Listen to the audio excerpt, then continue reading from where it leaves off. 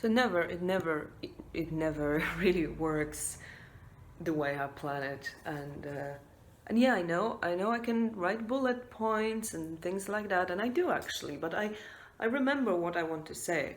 It's just that the form is quite a free form of expression here. Anyway, so what happened next with my in my genius, I decided to make my way up to Paris, where I was supposed to see my friend, and that was the whole point of going. Yeah, why in the first place I took a ticket to France? Why I needed to be in France? I, I, I needed to be in Paris. I needed to come to Paris on a specific, date, on a specific day, and like, plus minus 1 2 days, but I wanted to be in a certain time, and but I was in Lourdes, so that's in south of France. So what I do next? And I think I can't remember what exactly motivated me. My guess is that again I wanted to see something on the way and just know that I actually didn't just directly go from one place to another, but I took advantage of the journey and I saw something on the way. But because of the prices and because of the tickets and because of the fact that, for example, sleeping in Lourdes was cheaper than sleeping in the town next to Lourdes or something like that, all this together, and how the buses were spread out as in a time frame and blah blah blah. So that gave me this crazy, insane day of traveling. I do not recommend anyone, and actually, it's just I promised myself I will travel slowly, and this is something I really have to do. Which leads me to another story and another subject. But give me 1 second. So, traveling slowly is the way. Do not rush.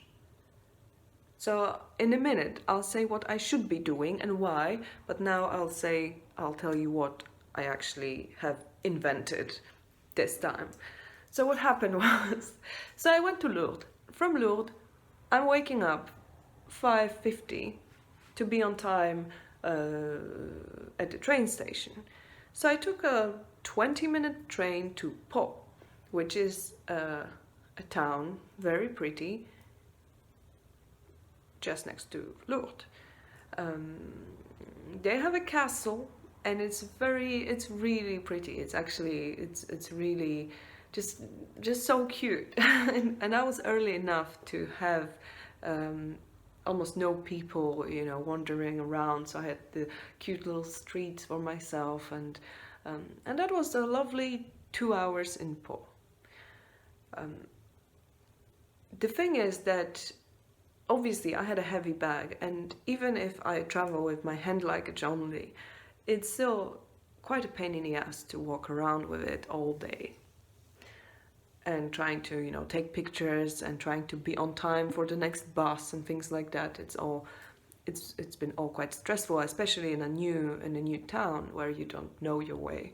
And for example, you don't realize that I kind of did, but you have to think about it as well, that for example the town is on the hill, so if you want to go on the other side of town, you first have to climb the hill. Of course there was like a little, what is it called, funiculaire, like a little, oh, for fuck's sake, what is called this thing, little help me out, anyway, the thing that goes up the hill. It's actually faster to walk, but it's fun. So I walked around, and then I made my way to a very discreet bus stop to take another bus. It was a very random. It looked like a normal bus stop, but there were Flixbuses and other stuff, going from there. So I took that bus from Pau to Toulouse. and instead of spending 2 hours on the bus, we spent 3 hours. Okay, no problem. Nobody said a word. It was just like kind of deal with it situation. So I ended up in Toulouse, and because of this delay, I had one less hour in Toulouse. So I had, I think, also 2 hours in Toulouse, which didn't make me very sad because I am not a big fan of Toulouse. I actually can say that, you know, I thought that, I used to think that I just love every place I go, and I just love everything, but fuck no. I don't. I do definitely have my preference, and Toulouse is not it. For some reason, I've been there a couple of months ago.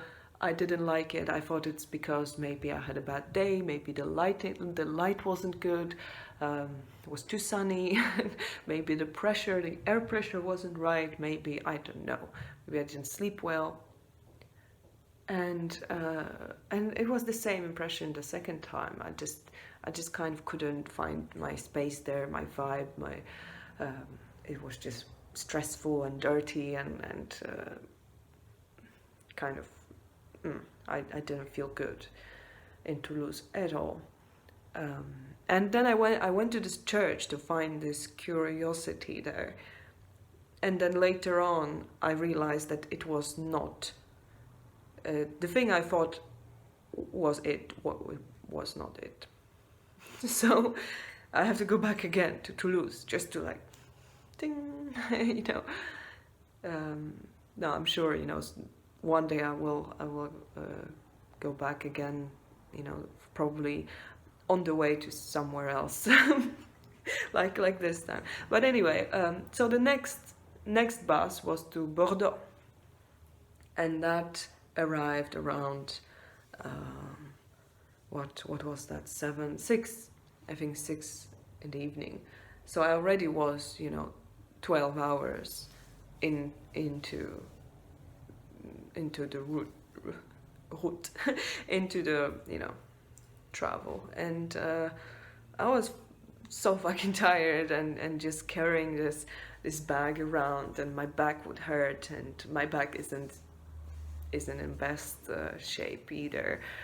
So I was suffering by then, and then someone pissed me off on the way, and I was just already like, oh, for fuck's sake, like, this is not fun. And I didn't like first moment I landed in Bordeaux, even before that I thought like I wasn't gonna like it. I had an impression it was gonna be too clean, too posh, too rich, too expensive, too big, like pretentious, or I don't know, that was my impression. This is kind of how I feel about Vienna. I'm not a big fan of Vienna, although they have some good churches, good stuff. But they definitely had some church budget going on. And I was, and first impression was kind of like, well, one thing was sure, it wasn't too clean, but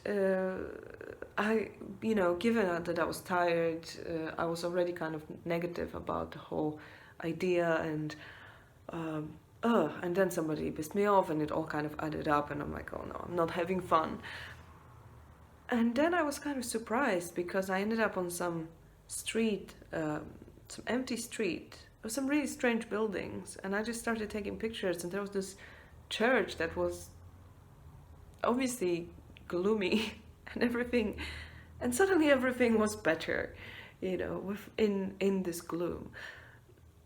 But I don't know, it was just a bit weird, like the buildings, the way, you know, the architecture was completely different than what I was expecting, much more interesting, and some kind of, it had this dark vibe about it, and there was a lot of strange doors and windows and kind of facades of buildings that were just something that I wasn't expecting. And so I just kind of carried on, and then even the center, even where it's supposed to be, you know, the kind of pedestrian touristy area, it felt really dark and really kind of run down, which isn't really something that I dislike. You know, it was cool. It had atmosphere, but it was also kind of strange because it felt like, you know, there were moments when it was like kind of, I felt a bit like, am I in the right place? Because it feels a bit dodgy, you know.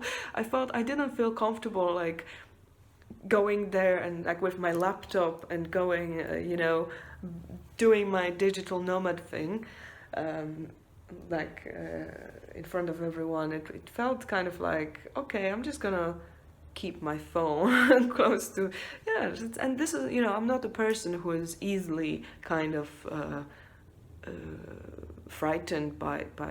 I mean, you know, I lived in Paris. No, but seriously, I don't really, I don't tend to panic, you know, or be kind of like, oh no, this is dangerous, everything is, you know, just being kind of paranoid about surroundings and yeah, just kind of adapt quickly, and it's just common sense, and there's no need uh, to be dramatic about, you know, like.